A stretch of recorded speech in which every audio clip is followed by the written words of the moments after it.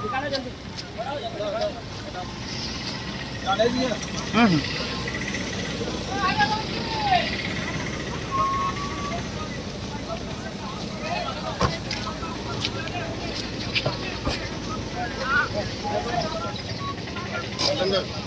आ जा।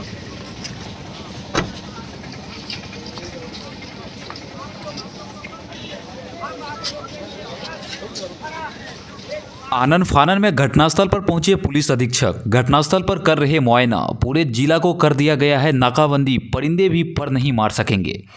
लेकिन अफसोस के साथ कहना पड़ रहा है कि जब इतनी बड़ी घटना हो जाती है उसके बाद प्रशासन एक्शन में आती है। आखिर कैसे 4 थाने को टक्कर देकर अपराधी बेखौफ होकर सड़कों पर गोलियां बरसाते रहा, इसके पीछे कौन है जिम्मेदार? कहां गई थी थाने की पुलिस? आखिर नेशनल हाईवे पर नहीं थी पुलिस की कोई गाड़ी? पुलिस भी सवाल के घेरे में खड़े नजर आ रही है।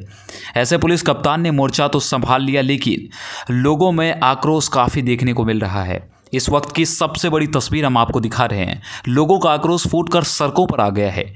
देखिए पुलिस अधीक्षक के सामने लोगों ने कैसे नारे लगाने शुरू कर दिए हैं।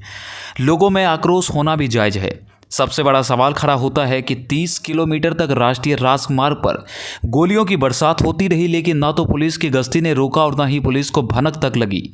घटना के बाद जब जानकारी हुई तो आनन फानन में पुलिस ने नाकाबंदी कर दिया।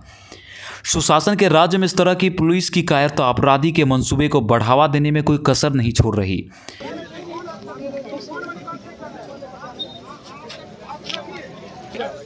तनिक थोड़ा सा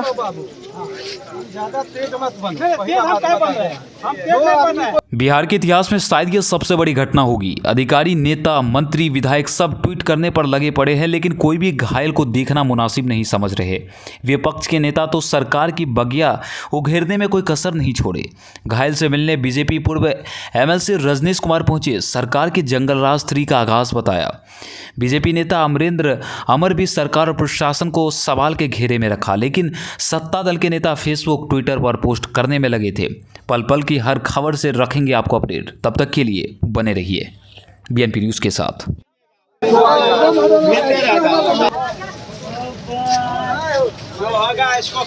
हाँ, किस तरह से घटना घटी है और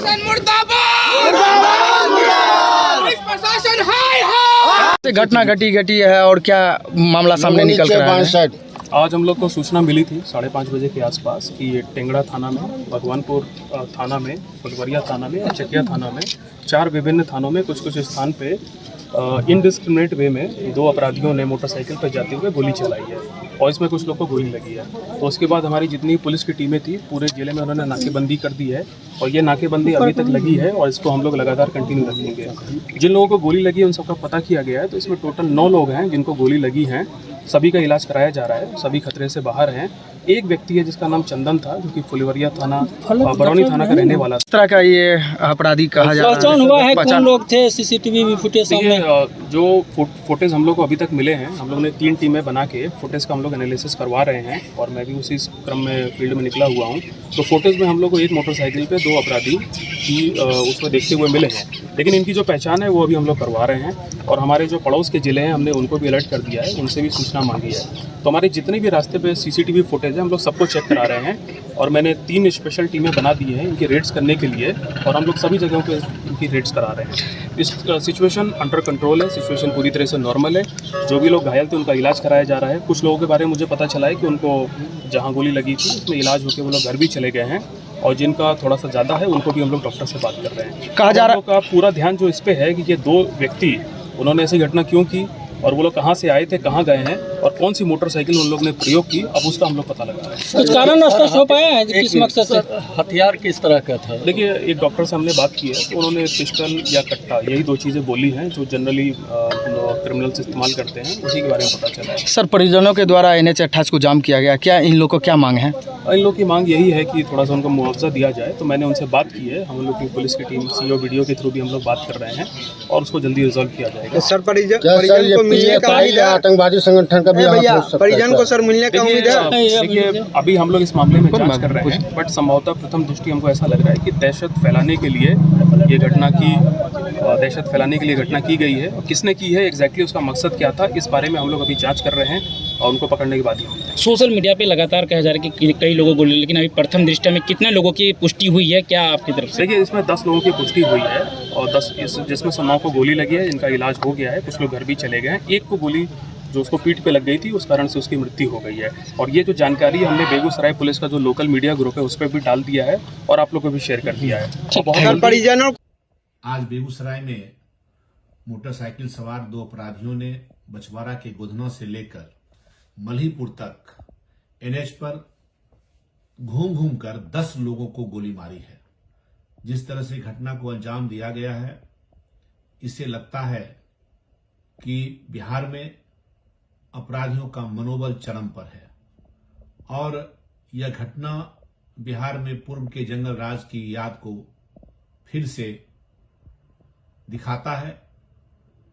आज जिस तरह की घटना हुई है और जिस तरह से बेखौफ होकर अपराधी सड़क पर यह अंजाम दिए हैं और निर्दोष लोगों पर गोलीबारी किया, जिसमें 10 लोग को गोली मारी गई, एक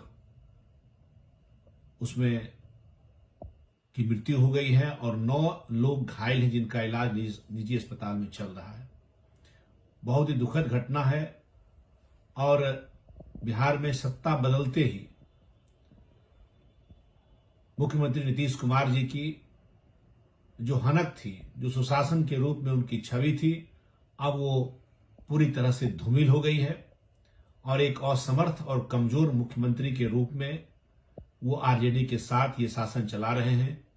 और इसका परिणाम है आज की यह घटना, जिसमें एक नौजवान मारा गया और 9 लोग जीवन और मृत्यु से अस्पताल में जूझ रहे हैं।